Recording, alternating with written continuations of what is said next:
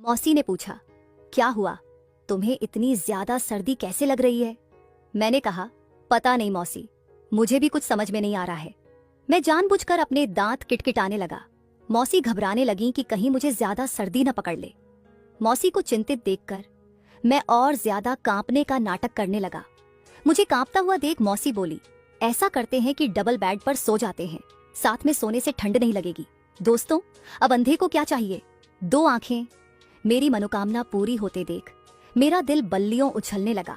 मैं तुरंत उठा और मौसी के साथ उनके बिस्तर पर सोने चला गया। मेरी मौसी बहुत सीधी सादी है।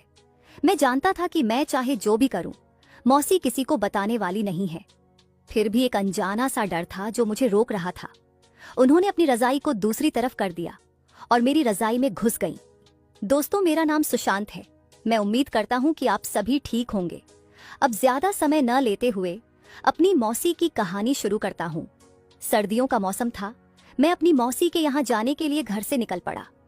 दिसंबर महीने में बाइक चलाने का अनुभव तो आप में से भी कईयों ने किया होगा। ठंड में 40 किलोमीटर का सफर तय करने के बाद जब मैं मौसी के पास पहुंचा तो ठंड के कारण मेरी हालत खराब हो रही थी। शाम के 5 बज चुके थे। अंधेरा होने लगा था। मेरे पहुंचने पर मौसी ने मुझे गले से लगा लिया।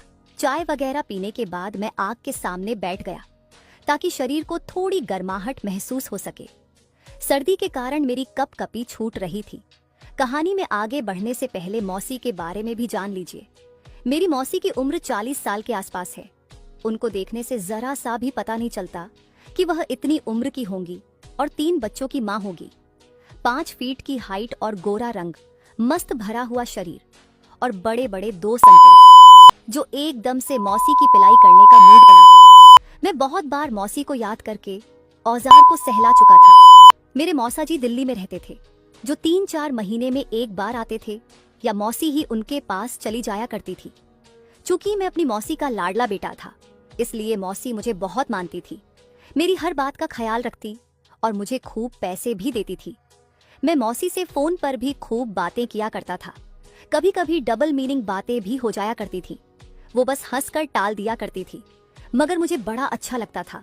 तो उस दिन ठंड ज्यादा होने के कारण हमने जल्दी ही खाना खा लिया और मौसी ने मेरा बिस्तर अपने ही रूम में एक अलग चारपाई पर लगा दिया। बाकी बच्चे दूसरे रूम में सो रहे थे। बच्चों के अलग सोने का कारण था कि मैं और मौसी आपस में बहुत बातें किया करते थे। इससे बच्चों को सोने में परेशानी हो जाती, इसलिए बच्चों को उन्होंने दूसरे रूम में सोने के लिए बोल दिया। मैं मौसी के साथ किचन में बातें कर रहा था। जल्दी जल्दी काम खत्म करने के बाद मौसी ने कहा कि ठंड ज्यादा है, अब जल्दी से बिस्तर पर चलते हैं। वो आगे आगे चल दी और मैं भी मौसी के पीछे पीछे रूम में आ गया। दरवाजा बंद करके हम अपने अपने बिस्तर पर जल्दी से रजाई में घुस गए। काफी ठंड लग रही थी, रजाई भी ठंडी लग रही थी। मैं बिस्तर पर लेटे लेटे मौसी से बातें करने लगा। कमरे में नाइट बल्ब जल रहा था। मैंने जानबूझकर कर रजाई को अपने ऊपर से हटा दिया। 5 मिनट में ही मेरा पूरा शरीर ठंडा हो गया। फिर मैंने मौसी से कहा, मौसी मुझे बहुत तेज ठंड लग रही है, मेरा शरीर ठंड से कांप रहा है। वो तुरंत उठी तो मैंने झट से अपने ऊपर रजाई को डाल लिया और कांपने का नाटक करने लगा। मौसी ने मुझे एक और कंबल दे दिया। अभी भी मैं नाटक करता रहा। मैंने मौसी को अपना हाथ दिया और उनको छूने के लिए कहा। उनसे कहा कि देखो कितना ठंडा है, गर्म ही नहीं हो रहा है। उन्होंने मेरे ऊपर कंबल डाल दिया और बोली, कोई बात नहीं बेटा, अभी गर्म हो जाएगा। इतना बोलकर वो फिर अपने बिस्तर पर जाकर लेट गई और मेरी शादी के विषय में बात करने लगी। मैंने कहा, अभी मुझे शादी नहीं करनी है मौसी, अभी तो मेरे खेलने खाने और एंजॉय करने के दिन हैं।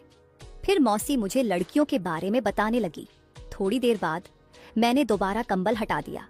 जब मेरा पूरा शरीर ठंडा हो गया तो मैंने मौसी से कहा, मौसी मुझे ठंड लग रही है। अब मौसी भी परेशान हो गई कि मुझे इतनी ज्यादा ठंड कैसे लग रही है। वो उठकर मेरे पास आई और मेरे शरीर को छूकर देखा। मेरा शरीर कंबल हटाने की वजह से एकदम ठंडा हो चुका था।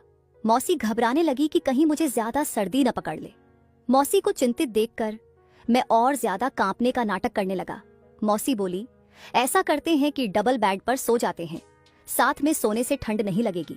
दोस्तों, अब अंधे को क्या चाहिए? 2 आंखें। मेरी मनोकामना पूरी होते देख मेरा दिल बल्लियों उछलने लगा।